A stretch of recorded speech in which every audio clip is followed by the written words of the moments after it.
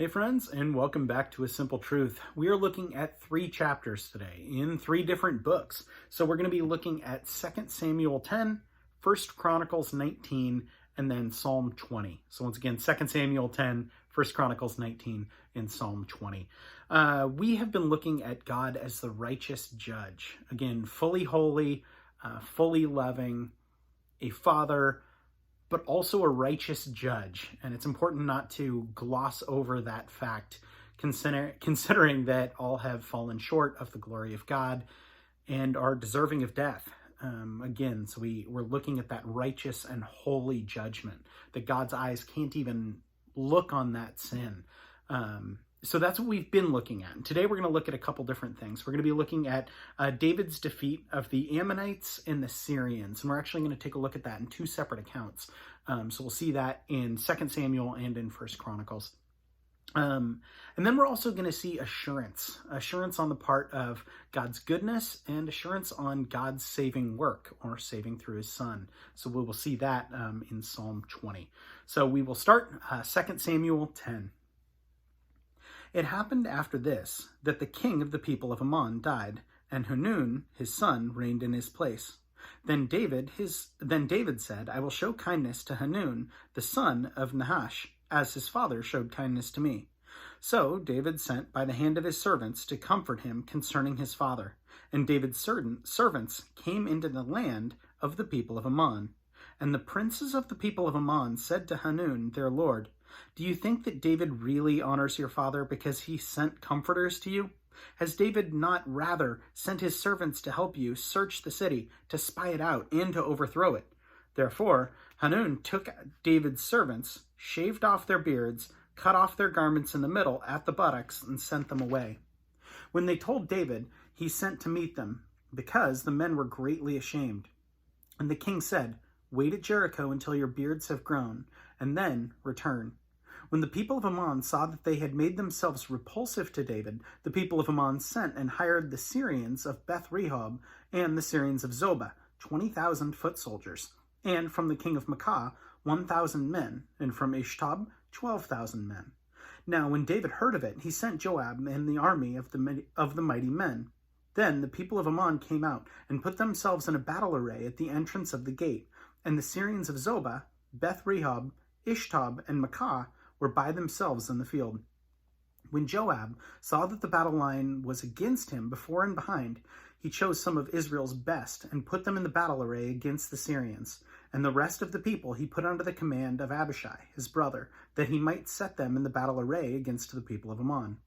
Then he said, if the Syrians are too strong for me, then you shall help me. But if the people of Ammon are too strong for you, then I will come and help you. Be of good courage, and let us be strong for our people and for the cities of our God. And may the Lord do what is good in his sight. So Joab and the people who were against him, or who were with him, drew near the battle against the Syrians, and they fled before him. When the people of Ammon saw that the Syrians were fleeing, they also fled before Abishai, and entered the city. So Joab returned from the people of Ammon and went to Jerusalem. When the Syrians saw that they had been defeated by Israel, they gathered together. Then Hadadezer sent and brought out the Syrians who were beyond the river, and they came to Helam, and Shobach, the commander of Hadadezer's army, went before him. When it was told David, he gathered all Israel, crossed over the Jordan, and came to Helam. And the Syrians set themselves in battle array against David, and fought with him. Then the Syrians fled before Israel, and David killed 700 charioteers and 40,000 horsemen of the Syrians, and struck Shobach, the commander of their army, who died there. And when all the kings who were servants to Hadadezer saw that they were defeated by Israel, they made peace with Israel and served them. So the Syrians were afraid to help the people of Ammon anymore. In 1 Chronicles 19. It happened after this that Nahash, the king of the people of Ammon, died, and his son reigned in his place. Then David said, I will show kindness to Hanun, the son of Nahash, because his father showed kindness to me. So David sent messengers to comfort him concerning his father, and David's servants came to Hanun in the land of the people of Ammon to comfort him. And the princes of the people of Ammon said to Hanun, do you think that David really honors your father because he has sent comforters to you?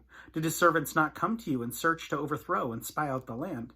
Therefore Hanun took David's servants, shaved them, cut off their garments in the middle, at the buttocks, and sent them away.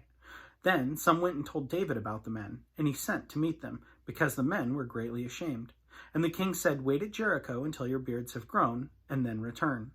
And when the people of Ammon saw that they had made themselves repulsive to David, Hanun and the people of Ammon sent 1,000 talents of silver to hire for themselves chariots and horsemen from Mesopotamia, from Syrian Makkah, and from Zobah. So they hired for themselves 32,000 chariots with the king of Makkah and his people, who came and encamped before Medeba. Also the people of Ammon gathered together from their cities and came to battle. Now when David heard of it, he sent Joab and all the mighty men, and all the army of the mighty men. Then the people of Ammon came out and put themselves in battle array before the gate of the city, and the kings who had come were by themselves in the field. When Joab saw that the battle line was against him before and behind, he chose some of Israel's best and put them in the battle array against the Syrians. And the rest of the people he put under the command of Abishai, his brother, and they set themselves in battle array against the people of Ammon. Then he said, "If the Syrians are too strong for me, then you shall help me. But if the people of Ammon are too strong for you, then I will help you. Be of good courage, and let us be strong for our people and for the cities of our God. And may the Lord do what is good in his sight." So Joab and the people who were with him drew near for the battle against the Syrians, and they fled before him. When the people of Ammon saw that the Syrians were fleeing, they also fled before Abishai, his brother, and entered the city. So Joab went to Jerusalem. Now when the Syrians saw that they had been defeated by Israel, they sent messengers and brought the Syrians who were beyond the river. And Shobach, the commander of Hadadezer's army, went before them. When it was told David, he gathered all Israel, crossed over the Jordan, and came upon them, and set up in battle array against them. So when David had set up in battle array against the Syrians, they fought with him.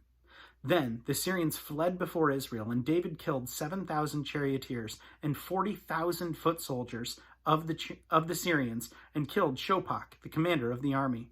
And when the servants of Hadadezer saw that they were defeated by Israel, they made peace with David and became his servants. So the Syrians were not willing to help the people of Ammon anymore.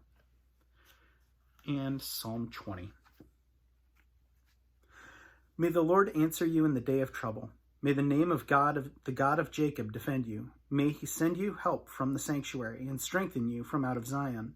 May he remember all your sacrifices and accept your burnt sacrifice. May he grant you according to your heart's desire and fulfill all your purpose.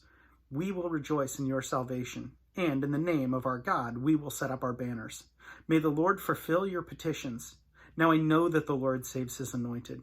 He will answer him from his holy heaven with the saving strength of his right hand. Some trust in chariots and some in horses, but we will remember the name of the Lord our God. They have bowed down and fallen, but we have risen and stand upright.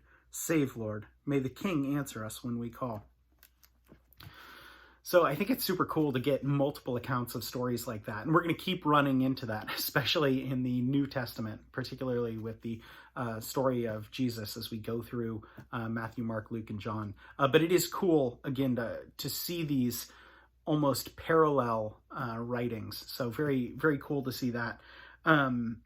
That assurance, I think, is what stood out to me. So that assurance that God delights in his people, and I have been given so much. God has given me so much with my family, with material things, but that is not where his assurance lies. That's not the assurance that I have. The assurance that I have is only through his Son. He has delighted to give me graciously, and due to him and not of my own, but he has graciously given me a lot here on earth, but infinitely more through his Son. And that's the assurance that I can cling to. And when I forget that, and when I cling to any of the worldly things that I have here, I'm always putting my faith in the wrong things. And I always get stressed out, and I always get worried that I'll never have enough, just because I've taken my eyes off my true assurance. So I think God, absolutely delights to give good things to his children. But how much more so can we truly delight in the best thing that he's given? So that's really what I was taking as I was reading that. I was like, this is awesome. What a call to praise, what a call to worship. is that Psalm 20. So anyway, that is all I had today. As always, thanks so much for joining. Have a great rest of your day.